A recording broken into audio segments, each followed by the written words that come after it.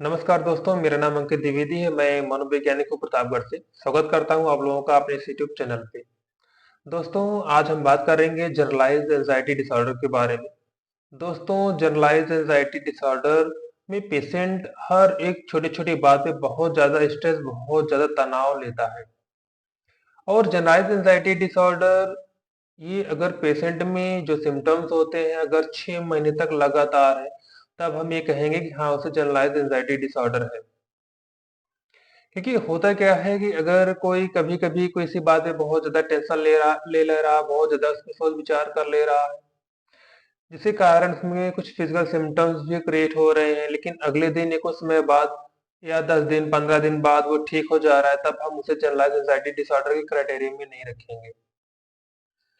ये सिम्टम्स 6 महीने तक लगातार हो और जिसके कारण सिम्टम्स हो तो, और जिसके कारण उसका लाइफ भी इफेक्ट हो। लाइफ भी इफेक्ट हो कहने का मतलब ये है कि उसका जो डेली रूटीन है, जिसके कारण अपने डेली रूटीन के कार्य नहीं कर पा रहा, जिस प्रोफेशन में है, जिस जो भी कार्य वो कर रहा है, उसमें अपना क्वालिटी वो नहीं दे पा रहा, जो क्वालिटी उसे देना चाहिए।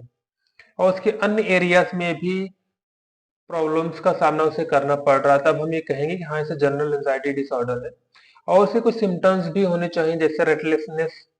रेस्टलेसनेस मतलब होता है बेचैनी होता है।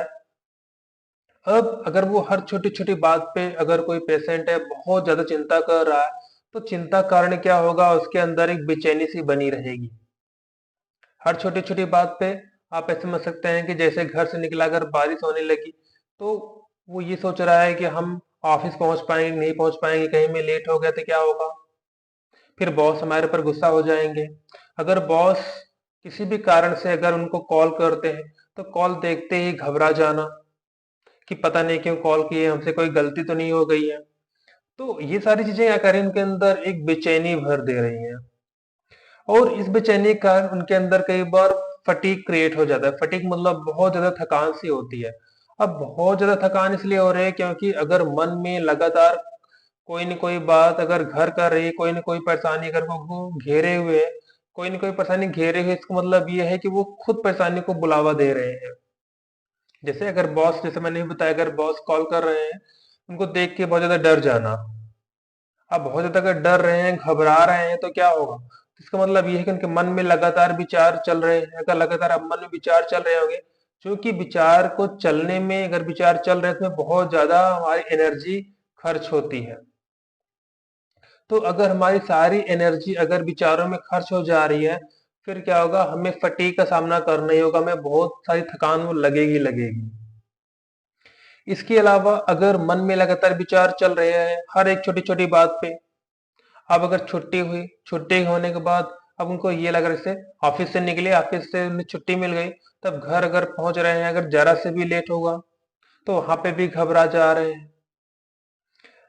जरा सा लेट हो मतलब ये है कि जैसे जा रहे हैं ट्रैफिक लगी, अब वहां पे ही सोचना कि पता नहीं ट्रैफिक कब खत्म होगा, कब ट्रैफिक क्लियर हुई, कब हम जा पाएंगे। तो यहाँ पे क्या है, पहले ऑफिस में डर रहे थे, छोटी बात लेकर बहुत ज्यादा सोच रहे थे, बहुत ज्यादा स्ट्रेस ले रहे थे। अब अगर यहाँ पे अगर ट्रैफिक लगी तो वहां पे बहुत ज्यादा उसके बारे में सोचना, उनके मन विचार बहुत ज्यादा रन कर रहे हैं।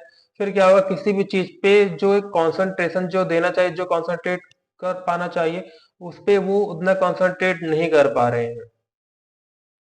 यही नहीं, जैसे घर पे आए, अब अगर घर पे आए, अगर किसी भी कारण से जैसे बारिश हो रही है, और बारिश के समय में क्या होता है, कई बार बिजली अफेक्टेड हो जाती है, बिजली नहीं आती, खराब हो जाती है। तो अगर बिजली नहीं आ रही तो मन में ये चलना, पता नहीं कब बनेगा, कब आएगा।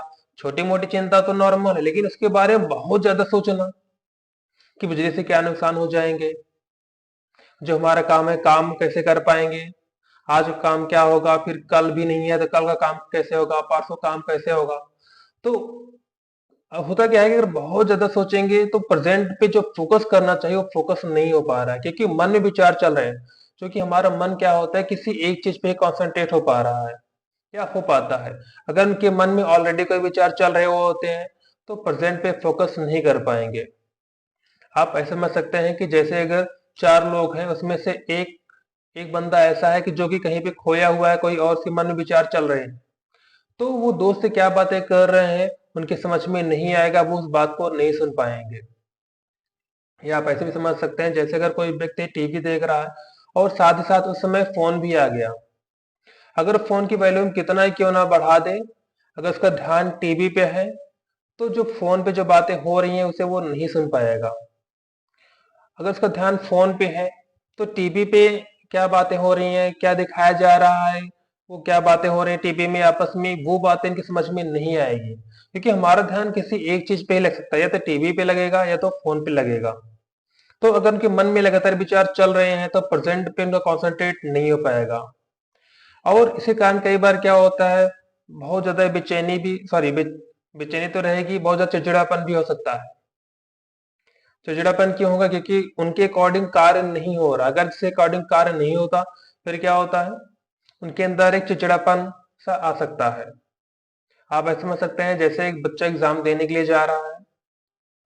अब एग्जाम देने के लिए मान लीजिए उसके पास 1 घंटे का समय है और वो 2 घंटे पहले बस में बैठ गया। अगर बस में बैठ गया है और बस क्या है उसके अकॉर्डिंग बहुत स्लो चल रही है, अब वो ये सोचे कि अगर मान लीजिए अगर हम लेट हो गए तो क्या होगा।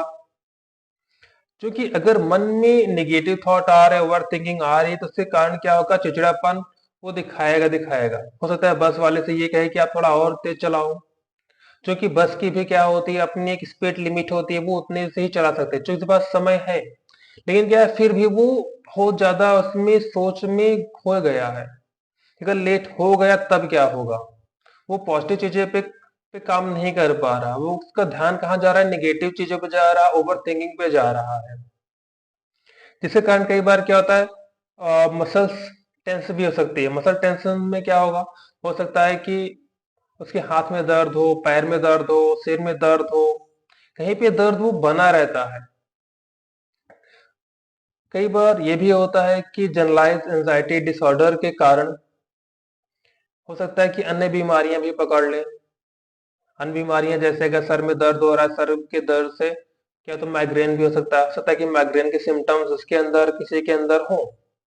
माइग्रेन में क्या होता है, सर में बहुत ज्यादा दर्द होता है, दर्द होने के पहले वोमिटिंग सी ऐसे लगती है, और जब वो अंधेरे कमरे में जाता है तो उसे शांति मिलती है। तो ये सारे सिम्टम्स का कई बार रूट कॉज वो जनरलाइज एंजाइटी डिसऑर्डर भी हो सकता है। इसलिए हो सकता है क्योंकि वो हर एक छोटी छोटी बात पे बहुत ज्यादा चिंता कर रहा है।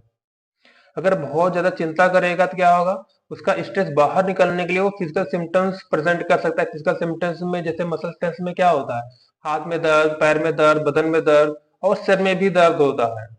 तो अगर वो ज्यादा सोचेगा तो वो क्या होगा, सिर में दर्द आ जाएगा, और सर का दर्द धीरे धीरे वो चीजें क्या हो सकती हैं, वो कन्वर्ट हो सकती हैं दूसरी बीमारी में। और इसके कारण यही नहीं, स्लीप डिस्टरबेंस भी उससे होती है। स्लीप डिस्टरबेंस इस कारण होगी क्योंकि उसके मन में लगातार विचार चल रहे हैं। अगर मन में लगातार विचार चल रहे हैं तो उसका ध्यान वो शांत नहीं हो पाएगा, उसका मन शांत नहीं हो पाएगा, जिस कारण से नींद नहीं आएगी। आप ऐसे समझ सकते हैं जैसे अगर किसी बच्चे का कल एग्जाम होगा, उसके बारे में बहुत ज्यादा सोचेगा, कल क्या होगा, कैसे एग्जाम देंगे, कैसे होगा, कैसे सेंटर में पहुंचेंगे, कहीं बारिश ना हो जाए, ठीक है। वो कुछ भी अगर उसके विचार से बहुत ज्यादा परेशान कर रहे हैं तो मन में क्या है, वो लगातार विचार चल रहा है। क्योंकि सोने के लिए मन का शांत होना बहुत जरूरी है। अगर मन में थॉट चलते रहेंगे तो नींद नहीं आएगी। तो ये सारे सिम्टम्स उसके अंदर प्रेजेंट होते हैं इस पर्सन के अंदर, जिस कारण उसका लाइफ के जो क्वालिटी होती है वो क्वालिटी भरा जीवन नहीं जी पा रहा है। उसका जो कार्य है, अपना काम पे जो डेली रूटीन के वर्क है, वो डेली रूटीन वर्क नहीं कर पा रहा है। तो ये सारे सिम्टम्स अगर पाए जाते हैं उस पर्सन में एक टाइम अकॉर्डिंग के अंदर, जैसे 6 महीने तक लगातार अगर पाया जा रहा है तो हम इसे डायग्नोज दे सकते हैं कि हाँ, उसे जनरलाइज एंजाइटी डिसऑर्डर है। और इसके ट्रीटमेंट के लिए उसे साइकोलॉजिस्ट और साइकेट्रिस्ट पास विजिट करना होगा। क्योंकि इसका ट्रीटमेंट दोनों तरीके से होता है, एक होता है फार्माकोलॉजिकल यानी दवा के द्वारा, और दूसरा होता है साइकोथेरेपी। तो अगर दोनों को अगर एक साथ कॉम्बिनेशन से अगर वो पेशेंट यूज करे तो बहुत जल्द इस समस्या से बाहर आ सकता है।